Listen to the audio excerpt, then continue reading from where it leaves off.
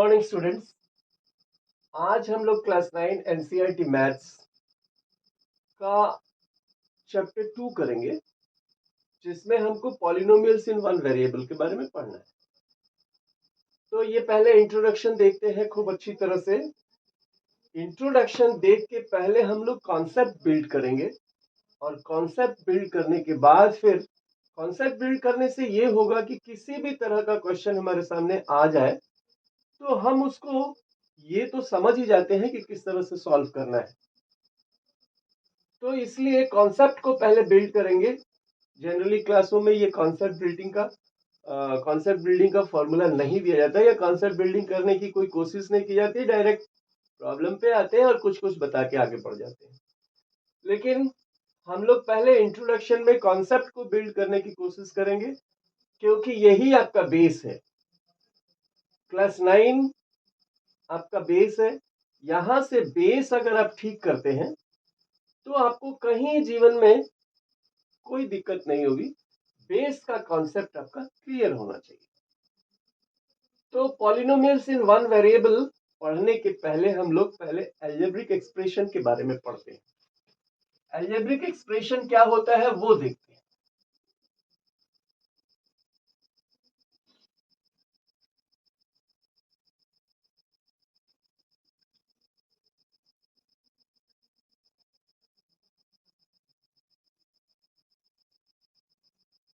Algebraic expression में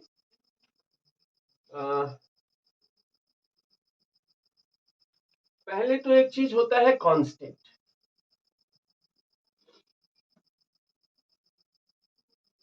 constant के साथ एक वेरिएबल होता है, और वेरिएबल के एक्सपोनेंट में, जिसको हम पावर भी कह लेते हैं, यहां रैशनल नंबर होता है। तो रैशनल नंबर के बारे में हम लोग खूब पढ़ा है पहले के वीडियोस में। तो रैशनल नंबर संभवतः आप जानते भी होंगे। अगर रैशनल नंबर का कॉन्सेप्ट आपका क्लियर नहीं है तो पीछे की वीडियो देख के रैशनल नंबर पहले, मतलब नंबर सिस्टम को देख लीजिए। तो कांस्टेंट क्या है और वेरिएबल क्या है ये पहले समझते हैं। कांस्टेंट का मतलब ये है कि ये ऐसी एक संख्या है या ऐसा एक नंबर है जिसका वैल्यू किसी भी सिचुएशन में बदलता नहीं है। It does not change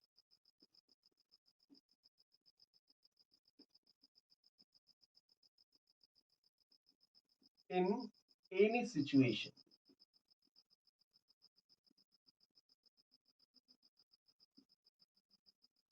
ये किसी भी परिस्थिति में इसका वैल्यू बदलता नहीं है।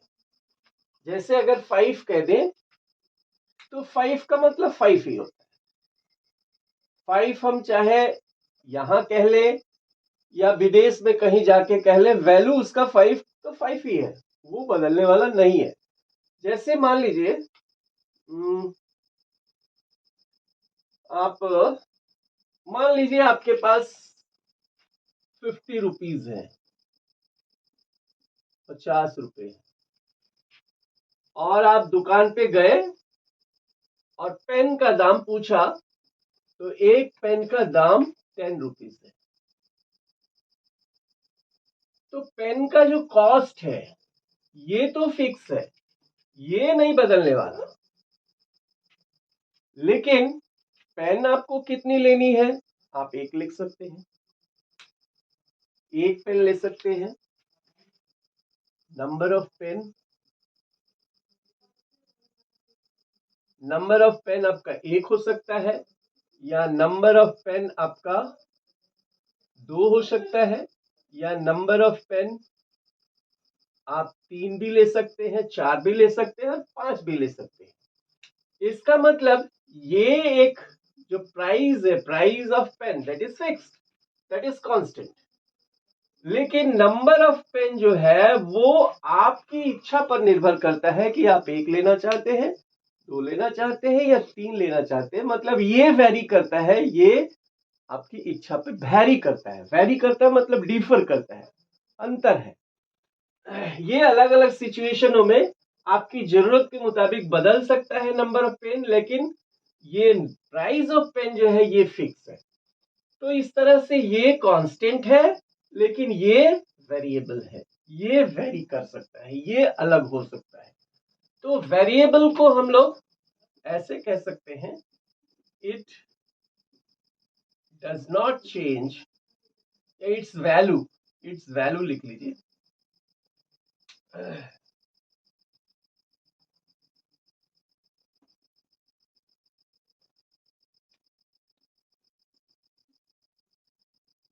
its value does not change, नहीं ये तो वैल्यू चेंज करेगा, कांस्टेंट वैल्यू चेंज नहीं करेगा। तो इट्स वैल्यू डज चेंज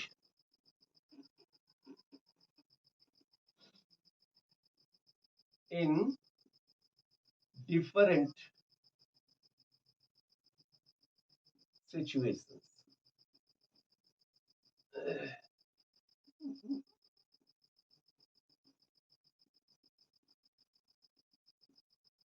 इसका वैल्यू अलग अलग सिचुएशनों में बदल सकता है। अब ये मत सोच लीजिएगा कि ये डज तो नेगेटिव में यूज होता है, डज पॉजिटिव में भी यूज होता है, और इसको हम लोग कह सकते हैं इसका वैल्यू बदलता तो है, इसका वैल्यू अलग अलग सिचुएशनों में बदलता तो है। या अगर डज नहीं लिखना चाहते तो इट्स वैल्यू चेंजेस लिख लीजिए, चेंजेस इन डिफरेंट सिचुएशन। जो भी है वो इंग्लिश का टर्म है, वो अलग बात है। अभी हम लोग मैथ्स पढ़ रहे हैं, तो मैथ्स के ऊपर हम लोग ध्यान देंगे। तो कांस्टेंट इनटू वेरिएबल, और वेरिएबल का जो एक्सपोनेंट है, जो पावर है, वो रेशनल नंबर होता है। तो ये होता है अलजेब्रिक एक्सप्रेशन। ये क्या होता है? Algebraic expression. तो अलजेब्रिक एक्सप्रेशन इस तरह से हो सकता है, जैसे उसको हम लोग अगर लिखना चाहें तो जैसे मान लीजिए 6 इंटू, अच्छा एक बात तो ये है, ये कांस्टेंट जो है ये इंटीजर्स में लिखते हैं हम लोग। इंटीजर्स आप लोग जानते ही होंगे, ये कांस्टेंट को हम इंटीजर से रिप्रेजेंट करते हैं। और वेरिएबल जो है ये इंग्लिश अल्फाबेट से मोस्टली हम लोग एक्स, वाई और जेड जैसे लेटर से इस वेरिएबल को एक्सप्रेस करते हैं। तो 6 इंटू वेरिएबल, वेरिएबल मतलब जैसे मान लीजिए एक्स हमने लिख लिया, उसके पावर में रेशनल नंबर, तो रेशनल नंबर मान लीजिए 2 लिख लिया। 2 रेशनल नंबर। अब आप कहेंगे 2 तो भाई रेशनल नंबर नहीं है, तो होल नंबर है। भाई 2 को हम 2/1 लिख सकते हैं, तो रेशनल नंबर यहाँ। तो 6 into x to the power 2, इसको हम लोग 6x² लिख सकते हैं, और ये एक अलजेब्रिक एक्सप्रेशन हो गया। 5 इंटू y का पावर 1/2, दैट मीन्स 5y का पावर 1/2, ये भी एक अलजेब्रिक एक्सप्रेशन हो गया। 6 इंटू z का पावर -1, ये भी एक अलजेब्रिक एक्सप्रेशन हो गया। 6z-1, ये भी एक अलजेब्रिक एक्सप्रेशन हो गया।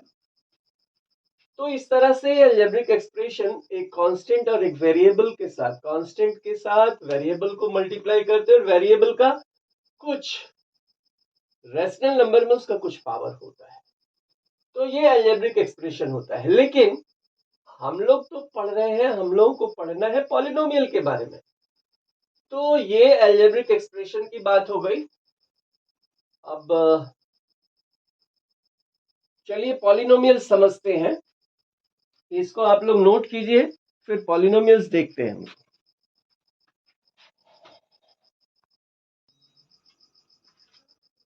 तो स्टूडेंट्स, अलजेब्रिक एक्सप्रेशन के बारे में हम लोगों ने पढ़ा। अब एक चीज ये देखिए, अलजेब्रिक एक्सप्रेशन, इसमें अगर दूसरे अलजेब्रिक एक्सप्रेशन को हम ऐड करेंगे तो हमको अलजेब्रिक एक्सप्रेशन ही मिलेगा। या एक अलजेब्रिक एक्सप्रेशन में एक दूसरे अलजेब्रिक एक्सप्रेशन को सब्ट्रैक्ट करेंगे तो हमको अलजेब्रिक एक्सप्रेशन ही मिलेगा। एक अलजेब्रिक एक्सप्रेशन में अगर दूसरे अलजेब्रिक एक्सप्रेशन को हम मल्टीप्लाई करेंगे तो भी हमको अलजेब्रिक एक्सप्रेशन ही मिलेगा। अलजेब्रिक एक्सप्रेशन को अलजेब्रिक एक्सप्रेशन से डिवाइड करेंगे तो भी हमको अलजेब्रिक एक्सप्रेशन ही मिलेगा। तो ये चीज दिमाग में रखेंगे। अब आते हैं पॉलिनोमियल्स पर।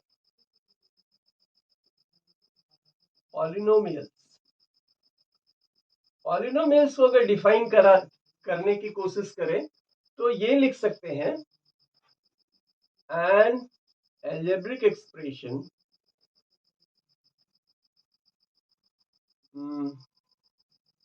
an algebraic expression in which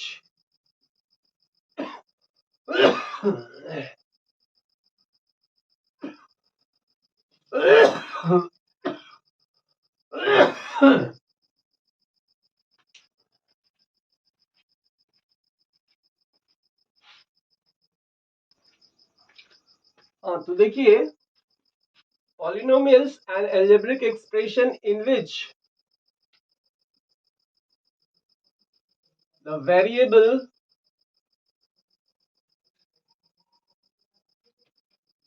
has a whole number as its exponent।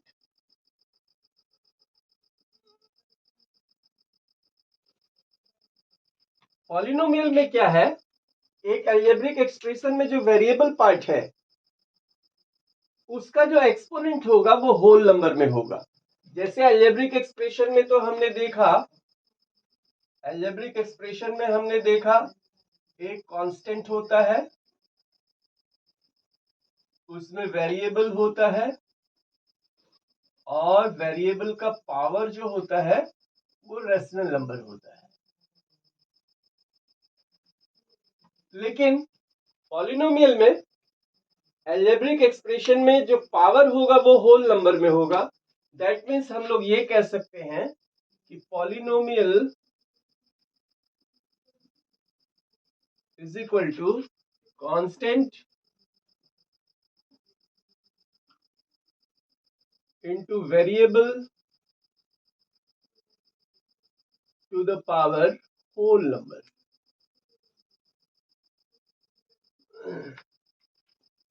तो ये है पॉलिनोमियल। पॉलिनोमियल और अलजेब्रिक एक्सप्रेशन में अंतर इतना ही है कि वेरिएबल का जो पावर होता है यहाँ रेशनल नंबर होता है, यहाँ पे होल नंबर होता है। जैसे मान लीजिए 6x टू द पावर 5 लिखिए, होल नंबर है, या 5x टू द पावर 3 लिख दिए। अगर हम 5x टू द पावर -3 लिखते हैं तो -3 तो होल नंबर नहीं है, तो ये पॉलिनोमियल नहीं हो सकता, अर्थात ये गलत है, ये पॉलिनोमियल नहीं है। तो polynomial is equal to constant into variable और वेरिएबल का पावर होल नंबर। जैसे मान लीजिए 2x टू द पावर √2 लिख दिए, तो ये भी तो होल नंबर नहीं है, that is an irrational number, तो ये भी पॉलिनोमियल नहीं हो सकता। तो एक बात याद रखेंगे कि all the polynomials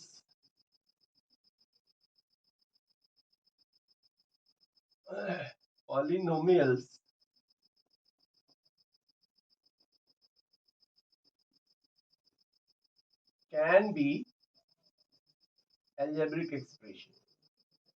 जितने भी पॉलिनोमियल हैं वो अलजेब्रिक एक्सप्रेशन हो सकते हैं, but all the algebraic expression cannot be polynomial।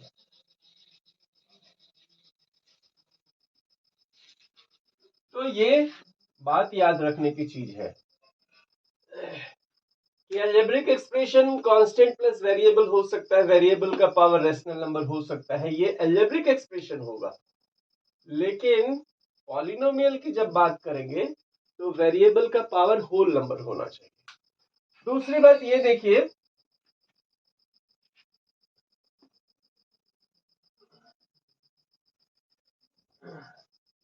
मान लीजिए ये एक अलजेब्रिक एक्सप्रेशन है 6x⁵, ये 3x⁵2, 5x और -1, ये सबको ऐड कर दे, मतलब एक से अधिक पॉलिनोमियल है, एक से अधिक पॉलिनोमियल है, उसके साथ एक कांस्टेंट नंबर भी ऐड किया गया है, तो ये सब मिला के भी पॉलिनोमियल ही बनाएंगे, ये polynomial.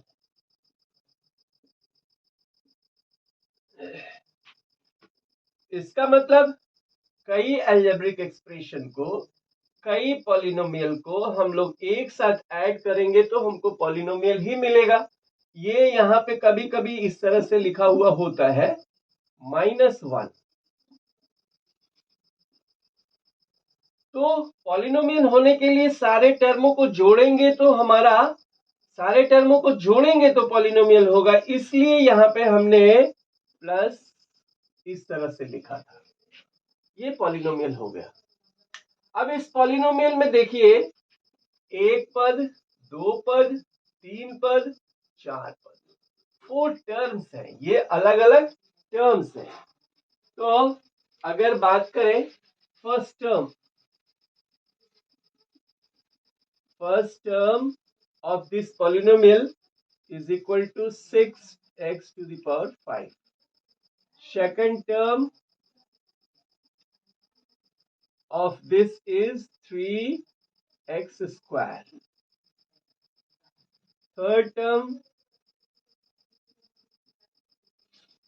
of this polynomial is 5x. And fourth term of this term is -1. तो इस तरह से ये अलग अलग टर्म है। कभी एक टर्म आ सकता है, कभी एक से कभी दो टर्म आ जाएगा, कभी तीन आ जाएगा, कभी चार आ जाएगा, कभी बहुत सारे आ जाएंगे।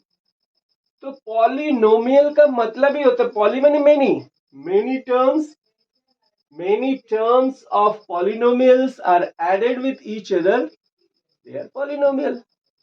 तो इस तरह से ये बात हुई।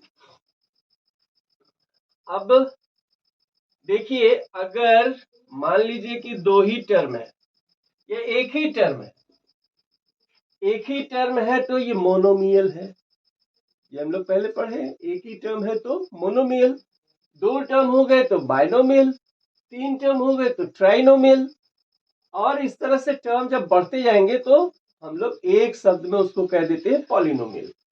तो इस तरह से कई टर्मों को एक साथ जोड़ के भी हम लोगों को जो मिलेगा that also will be a polynomial. तो इस तीन तरह के पॉलिनोमियल को हमने नॉमिनोकल्चर किया, मोनोमियल, बायनोमियल, ट्राइनोमियल, इसके बाद पॉलिनोमियल कह देंगे, सब पॉलिनोमियल है, कई ठो है तो पॉलिनोमियल कह देंगे। अब इसके बाद एक चीज और हमको देखनी है, जैसे मान लीजिए ये 6x⁵ लिखा है, ये पॉलिनोमियल है। इस पॉलिनोमियल में ये जो हिस्सा है ये कांस्टेंट है और ये जो हिस्सा है ये वेरिएबल है। ठीक है, ये बात हमने देखी। अब दूसरी बात ये देखते हैं, जैसे 6x⁵ ही है तो इसको x⁵ का हम लोग कॉफिशिएंट कहते हैं, कॉफिशिएंट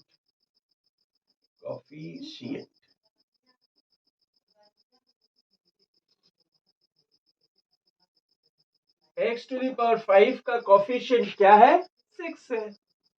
जैसे मान लीजिए 2x⁻³ -3, तो कोफिशिएंट ऑफ x⁵ ये क्या है? 6 है। कोफिशिएंट ऑफ x⁵ ये क्या है? 2 है। और कोफिशिएंट ऑफ ये तो कांस्टेंट है, चलिए ठीक है। तो इस तरह से कोई भी वेरिएबल के साथ जो कांस्टेंट टर्म है वो उसका कोफिशिएंट होता है। कोफिशिएंट को हिंदी में गुणांक कहते हैं। तो ये बात हो गई।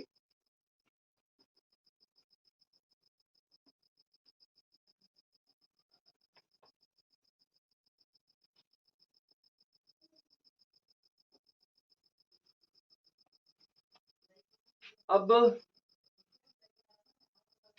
ये जैसे हमने देखा अलजेब्रिक एक्सप्रेशन में, अलजेब्रिक एक्सप्रेशन को ऐड करते हैं तो अलजेब्रिक एक्सप्रेशन मिलता है, सब्ट्रैक्ट करते हैं तो भी अलजेब्रिक एक्सप्रेशन मिलता है, मल्टीप्लाई करते हैं तो भी अलजेब्रिक एक्सप्रेशन मिलता है, डिवाइड करते हैं तो भी अलजेब्रिक एक्सप्रेशन मिलता है। लेकिन और इस पॉलिनोमियल में पॉलिनोमियल को दूसरे पॉलिनोमियल से अगर ऐड करते हैं तो हमको पॉलिनोमियल ही मिलता है।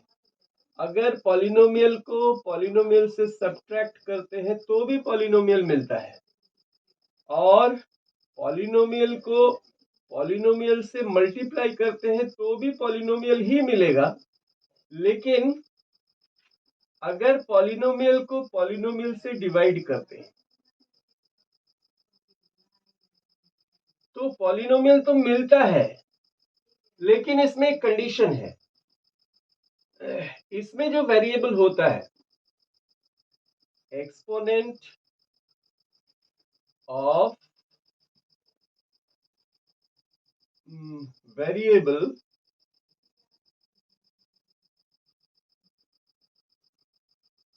in the numerator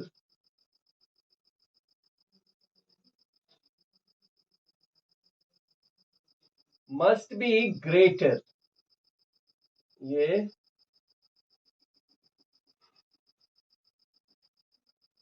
must be greater than that of denominator।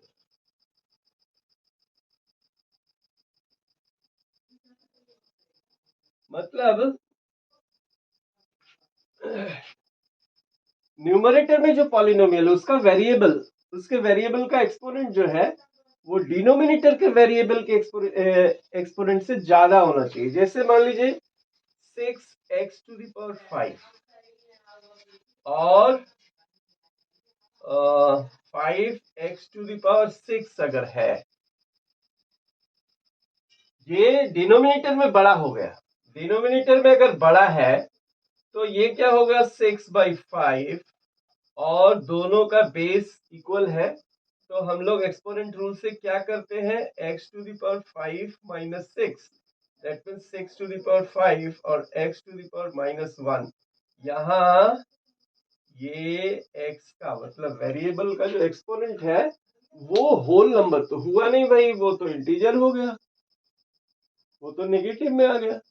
तो ऐसा नहीं होना चाहिए। मतलब न्यूमरेटर में जो वेरिएबल है उसका पावर डिनोमिनेटर के वेरिएबल के पावर से ज्यादा होना चाहिए। यही चीज अगर ऐसा होता, जैसे 6x⁶ और डिवाइडेड बाई 5x⁴, तो ठीक है, तो पॉलिनोमियल मिलेगा। क्या मिलेगा? 6/5, और ये ऊपर ले जाके सब्ट्रैक्ट करेंगे तो x⁵ हो जाएगा।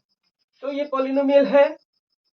तो इसमें और इसमें खाली इतना ही अंतर है, अलजेब्रिक एक्सप्रेशन को अलजेब्रिक एक्सप्रेशन से डिवाइड करेंगे तो अलजेब्रिक एक्सप्रेशन मिल जाता है।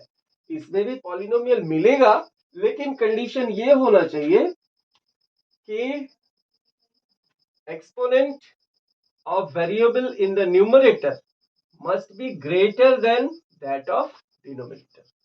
देन दैट मतलब वही exponent of variable, exponent of variable of denominator must be smaller than the numerator's variables exponent। तो इतनी बातें हो गई। इतनी बातों को आप लोग वीडियो को पॉज करके इसको इन इंफॉर्मेशनों को नोट कीजिए, फिर आगे बढ़ते हैं।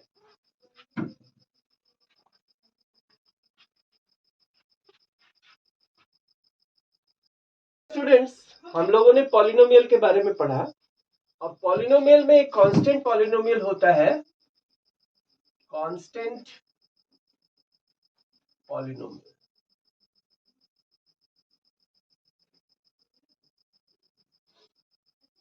कांस्टेंट पॉलिनोमियल क्या होता है वो देखते हैं, और एक होता है जीरो पॉलिनोमियल। जीरो पॉलिनोमियल क्या होता है वो भी देखते हैं। कांस्टेंट पॉलिनोमियल का मतलब जैसे मान लीजिए कि हमने लिख दिया 5, तो ये कांस्टेंट पॉलिनोमियल है। तो आप सोच सकते हैं कि सर ये कांस्टेंट पॉलिनोमियल कैसे हुआ, जबकि हम लोगों ने पॉलिनोमियल तो ये सीखा है कि कांस्टेंट के साथ एक वेरिएबल मल्टीप्लाइड होता है और वेरिएबल के एक्सपोनेंट में होल नंबर होता है। तो ये पॉलिनोमियल का आकार है। तो ये पॉलिनोमियल कैसे हुआ? तो ये हो सकता है पॉलिनोमियल है। देखिए ये 5 into x to the power 0, x का पावर 0 होगा, मतलब किसी भी नंबर का पावर अगर 0 है तो उसका वैल्यू 1 होता है। तो 5 इंटू 1, 5 को तो 5 इंटू 1 लिखा ही जा सकता है। तो 5 इंटू 1 के जगह पे हमने एक्स का पावर 0 रख दिया। ये 0 होल नंबर है, ये वेरिएबल आ गया, और ये कांस्टेंट भी है। जरूरी नहीं कि कांस्टेंट हो, कांस्टेंट नहीं है। जैसे मान लीजिए अगर हम लिखते हैं एक्स ही खाली लिखते हैं या एक्स स्क्वायर ही लिखते हैं, इसके साथ कांस्टेंट नहीं है, तो यहाँ कांस्टेंट 1 माना जाता है। तो जरूरी नहीं कि कांस्टेंट हो, लेकिन वेरिएबल तो होना चाहिए। तो वेरिएबल ये है। तो इस तरह से ये कांस्टेंट पॉलिनोमियल हो गया। जैसे मान लीजिए कि -3 लिख देते हैं, तो -3 इंटू एक्स का पावर 0 लिखा जा सकता है। तो ये कांस्टेंट पॉलिनोमियल हो गया। तो कांस्टेंट पॉलिनोमियल में इंटीजर्स आ सकते हैं, खाली इंटीजर होंगे, कांस्टेंट पॉलिनोमियल हो जाएगा। जीरो पॉलिनोमियल की बात कर ले, तो जीरो पॉलिनोमियल में देखिए 0 into x to the power कुछ भी हो, कोई भी होल नंबर हो, लेकिन 0 जब एक्स टू द 0 जब इसके साथ मल्टीप्लाई होगा तो वो होगा क्या, वो 0 ही हो जाएगा। तो इसलिए ये 0 एक जीरो पॉलिनोमियल है। तो ये बहुत बड़ी चीज नहीं है, ध्यान रखिएगा कांस्टेंट पॉलिनोमियल और जीरो पॉलिनोमियल को, और कोई बात नहीं है। लेकिन फिर इसके आगे बढ़ते हैं, कुछ एग्जांपल लेते हैं और उससे कुछ समझते हैं।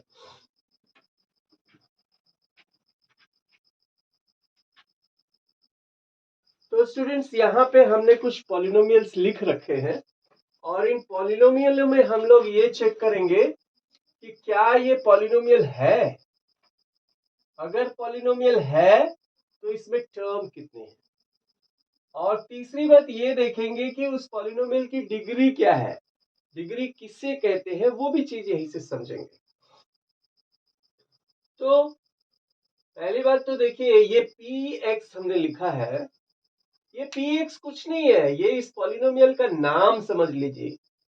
Polynomial in the terms of x, polynomial in the terms of x is this, polynomial in the term of x is this, polynomial of in the term of u is this, polynomial in the term of y is this। तो ये px और qx ru ये सब देख के आप घबरा मत जाइए कि ये सब क्या है। ये कुछ नहीं है, इस पॉलिनोमियल का एक पर्टिकुलर नाम है। अच्छा, दूसरी बात, यहां पे ये लिखा गया है x plus x square plus pi, ये कांस्टेंट है, ठीक है। और दूसरी बात, इसको हमें लेकिन इस तरह से नहीं लिखना चाहिए, मतलब हैफाजर्ड वे में हमको एक्सपोनेंट्स x का नहीं लिखना चाहिए, हमको लिखना चाहिए डिक्रीजिंग ऑर्डर में, एक्सपोनेंट्स के डिक्रीजिंग ऑर्डर में। तो x का स्क्वायर पहले लिख दे तो सही है, उसके बाद x का पावर, यहाँ कुछ नहीं है, दैट मीन्स 1 है, और प्लस 5। अब ये पॉलिनोमियल ठीक ठाक हो गया, मतलब ऐसे भी लिखे तो कोई गलत नहीं है, लेकिन लिखने के लिए हमको decreasing power of the exponents में लिखना चाहिए, ये ठीक है। ये भी थोड़ा सा u square plus u minus 2 कर दे इस तरह से, ये भी ठीक है, ठीक है। तो पहली बात तो हम ये देखते हैं कि क्या ये पॉलिनोमियल है, तो ये पॉलिनोमियल है। x के पहले कोई कांस्टेंट नहीं है, तो मैंने बताया है वहां 1 अंडरस्टूड है, यहाँ भी 1 अंडरस्टूड है, तो कांस्टेंट और वेरिएबल का पावर होल नंबर है, ये एक पॉलिनोमियल है। कांस्टेंट इनटू वेरिएबल का पावर 1 होल नंबर है, तो ये भी एक वेरिएबल है, और ये कांस्टेंट वेरिएबल कांस्टेंट पॉलिनोमियल मान लेंगे। तो 3 पॉलिनोमियलों का सम है, अर्थात ये पॉलिनोमियल है। यस, पॉलिनोमियल यहां लिखते हैं, पॉलिनोमियल ये है। Terms of polynomial, terms of polynomial, terms of polynomial, इसमें कितने टर्म है, कितने ऐसे टर्म है जो ऐड किए गए हैं, तो 3 टर्म है, एक टर्म ये, एक टर्म ये, और एक कांस्टेंट टर्म, तो 3 टर्म है, तो इसमें हम लोग टर्म ऑफ पॉलिनोमियल क्या होगा, 3। और दूसरी बात, degree of polynomial, degree of polynomial कहने का मतलब the highest power of the variable is called the degree of the polynomial। तो डिग्री ऑफ पॉलिनोमियल, तो डिग्री ऑफ पॉलिनोमियल, इसमें x वेरिएबल है, x का हाईएस्ट पावर क्या है, 2 है, तो ये डिग्री ऑफ पॉलिनोमियल हो गया। इसमें देखते हैं, पहली बात तो ये चेक करेंगे पॉलिनोमियल है कि नहीं है भाई। 1 कांस्टेंट, वेरिएबल x, और उसके पावर में होल नंबर है ये पॉलिनोमियल। और ये 1 वेरिएबल x और टू द पावर 1, ठीक है। तो 2 पॉलिनोमियलों का ये सम है, तो पॉलिनोमियल है। और टर्म ऑफ पॉलिनोमियल इसमें 2 ही है, और डिग्री ऑफ पॉलिनोमियल कितने हैं, वेरिएबल x है, उसका हाईएस्ट पावर क्या है, 2 है। वैसे ही ये आरयू पॉलिनोमियल जो है, ये you square plus you minus 2, तो ये वेरिएबल यहां पे हमने क्या यूज किया, u का कांस्टेंट क्या है, 1 है, कोफिशिएंट 1 है, वेरिएबल u का पावर होल नंबर, ठीक है। ये भी कांस्टेंट इनटू वेरिएबल का पावर होल नंबर, ठीक है। ये 0, ये कांस्टेंट टर्म है, तो तीनों मिलके, तीनों पॉलिनोमियल मिलके पॉलिनोमियल बना रहे, ठीक है, ये पॉलिनोमियल है। अच्छा, टर्म्स कितने हैं, 3 है, और इसकी डिग्री क्या है, इसकी भी डिग्री 2। इसमें देखते हैं, ये polynomial in the terms of y है, तो 5 कांस्टेंट है, वेरिएबल y है, पावर 6 है, होल नंबर है, तो ये पॉलिनोमियल हो गया। ये 4 constant term, y variable to the power whole number, ठीक है, ये भी आपका पॉलिनोमियल है। 6 कांस्टेंट, y वेरिएबल, उसका पावर 1 मतलब होल नंबर, ठीक है। ये और ये जो है ये कांस्टेंट टर्म है, सबको जोड़ने पर ये हमको मिला है, तो ये भी पॉलिनोमियल है। और पॉलिनोमियल कितने हैं, 1 2 3 4, टर्म्स ऑफ पॉलिनोमियल कितने हैं, 4। और डिग्री ऑफ पॉलिनोमियल क्या होगा, y का सबसे हाईएस्ट पावर क्या है 6, हो गया। अच्छा, अब आप कहेंगे हमने बोला है कि ये चारों टर्म को ऐड करने पर ये एक पॉलिनोमियल बन गया है, लेकिन आप कहोगे सर यहाँ तो सब्ट्रैक्ट लिखा हुआ है। ठीक है, हम लोग ऐसे लिख सकते हैं इसको, प्लस ये -5 माइनस ये, इसको भी प्लस -6y, ऐसे भी तो लिखा जा सकता है।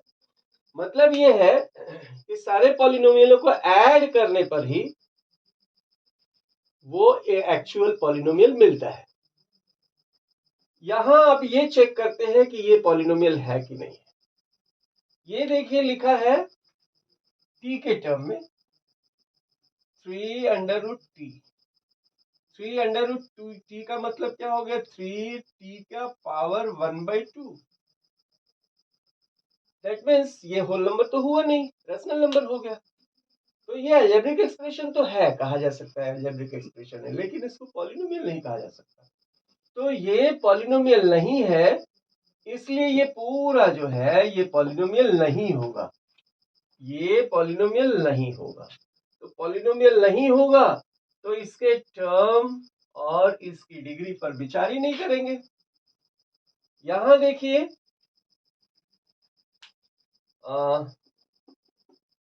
5x का पावर 3, 5 कांस्टेंट नंबर, वेरिएबल और power whole number, constant number, variable, power whole number, constant number, variable, power whole number, और ये कांस्टेंट टर्म। तो ये भी पॉलिनोमियल है। इसमें टर्म कितने हैं, 1 2 3 4, इसमें भी 4 टर्म्स है। इसकी डिग्री क्या है 3, क्योंकि x का हाईएस्ट पावर क्या है 3।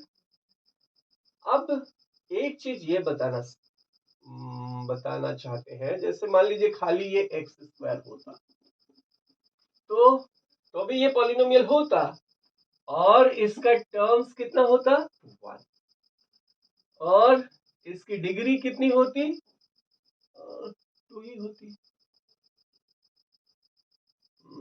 चलिए खाली x लिखते हैं या 5x लिखते हैं, टर्म 1 है और डिग्री कितनी है 1 है, यहां कुछ नहीं है तो 1 है, अंडरस्टूड है। अब देखिए, अब एक दूसरी चीज देखते हैं।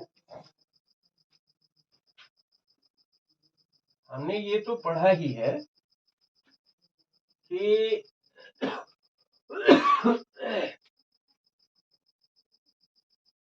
ये एक टर्म है तो मोनोमियल, मतलब एक टर्म होगा तो मोनोमियल कहेंगे, एक से अधिक टर्म होगा तो पॉलिनोमियल कह देंगे। मान लीजिए 2 टर्म है तो बाइनोमियल कह सकते हैं, 3 टर्म है तो ट्राइनोमियल कह सकते हैं, उससे अधिक टर्म अगर है तो हम लोग पॉलिनोमियल कह देंगे।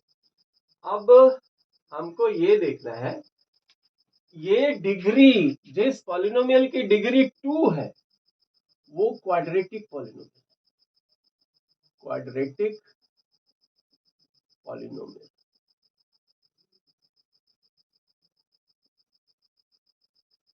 जिसकी डिग्री 1 है वो लीनियर पॉलिनोमियल। तो 2 वाला क्वाड्रेटिक है। ये 6, जिसका 6 है डिग्री, उसको छोड़िए, अभी 3 है उसको हम लोग क्यूबिक पॉलिनोमियल कहें। तो यही आपके कोर्स में है अभी, लीनियर, क्वाड्रेटिक और क्यूबिक, ये 3 तरह के पॉलिनोमियल आप ध्यान रखेंगे। तो इस तरह से हम लोगों ने पॉलिनोमियल की जो जरूरी इंफॉर्मेशन है उनको हमने कलेक्ट किया, इसको भी आप लोग नोट कर लीजिए। अब हम लोग एक्सरसाइज 2.1 के सॉल्यूशन पे चलेंगे, तो वहां से भी हो सकता है कुछ नई इंफॉर्मेशन हमको मिले। इतने इंफॉर्मेशन तो आप नोट कीजिए। So thank you for